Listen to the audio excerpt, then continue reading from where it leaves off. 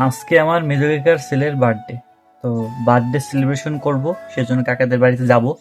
আমার মা বোন অলরেডি ওইখানে গেছে, বার্থডের যে আয়োজন টায়োজন সেগুলো এখানে করতেছে।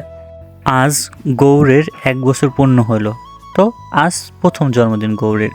সেই ক্ষেত্রে এই হচ্ছে গৌর, কত ছোট্ট কিউট। তো যাই হোক, ওর জন্মদিন উপলক্ষে ওর মামা বাড়ির লোকজন আসছিল, ওর দাদু ধান দুব্বা দিচ্ছে। আরও অনেকে কিন্তু আমাদের গ্রামের অনেক লোকজন আসছে। এই হচ্ছে আমার মেজো কাকা। মেজো কাকা ধান দুব্বা দিচ্ছে, তারপরে পায়েস খাওয়াচ্ছে। দুই পাশে দুই ভাসতে বসে, মাঝখানে হচ্ছে পুটি, মানে গৌরের হচ্ছে মেজো দিদি। আর গ্রামের অনেক লোকজন আসছে। আমার ছোটো কাকি ধান দুব্বা দিল, আমার মা ধান দুব্বা দিতেছে। তারপরে গ্রামের আরও যারা অনেকেই আসছে তারাও ধান দুব্বা দিয়ে এভাবে দিবে, আরও মজা টজা করবে। সব কিছু মিলেই কিন্তু গ্রামের এই ঘরোয়া পরিবেশে যে কোনো অনুষ্ঠান ভালোই উৎসবমুখর হয়ে ওঠে। সব কিছু মিলে ভালোই লাগে। তো মা ধান দুব্বা দেওয়া শেষে একটু মিষ্টি মুখ করাইলো, কারণ মিষ্টি মুখ করানো লাগে আমাদের এই গ্রাম্যভাবে যে জন্মদিন অনুষ্ঠান হয়ে থাকে, বিশেষ করে আমাদের হিন্দুদের। তো সেই ক্ষেত্রে কিন্তু এইভাবে মিষ্টি মুখ করানো হয়। তারপরে মা হচ্ছে ওরে একটা কড়াই দিল। এইভাবে অনেকে আসছে, যে পাশের বাড়ির বৌদিরা আসছে, প্রতিবেশীরা আরও অনেকেই আসছে, তারাও কিন্তু এইভাবে ধান দুব্বা দিয়ে এইভাবে উৎসব মুখর একটা পরিবেশ তৈরি হয়েছে। তো সেক্ষেত্রে ব্যাপারটা হয়েছে কি, ওর যে মুখে বাদ দিছিল, অনুষ্ঠান করে দিছিল না, সেক্ষেত্রে এই জন্মদিন উপলক্ষেই সকাল থেকে দুপুরের দিকে অনেক লোকজন খাইছে, মানে খাওয়া দাওয়া করছে আমাদের বাড়িতেই, কাকাদের বাড়িতে। তো রাত্রে আর কি জন্মদিন করছে, মূলত জন্মদিন উপলক্ষেই এইটা করা হয়েছে, যেহেতু অন্নপ্রাশনটা ওইভাবে করে নাই। তবে এইভাবে করলেও উৎসবমুখর একটা পরিবেশ তৈরি হয়েছিল, কারণ গ্রামে সাধারণত এইভাবে ভালো মজাটা হয়। এই বৌদি ধান দুব্বা দিচ্ছিল, আর যেহেতু গৌর দেওর হয়, তো সেই ক্ষেত্রে গৌরের সাথে কিন্তু ভালোই মজা টজা করতেছিল আর কি। যাই হোক, যেমনটা করার তেমনই করতেছিল, পায়েস খাওয়া দিচ্ছিল। আসলেও গৌরের হচ্ছে আজ শরীরটা খুবই খারাপ।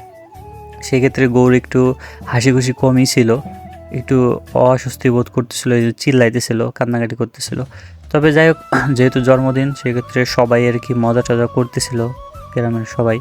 এদের এক বৌদি আসছে, এরকম আরও অনেকজনই আসছে কিন্তু, আইসা এরকম ধান দুব্বা দিছে। তারপরে হাসি খুশিভাবেই একটা জন্মদিন অনুষ্ঠিত হয়েছে। আমার ঠাকুমা এখন ধান দুব্বা দিবে, তিনি হচ্ছে পরে আসছে এই জন্য হচ্ছে।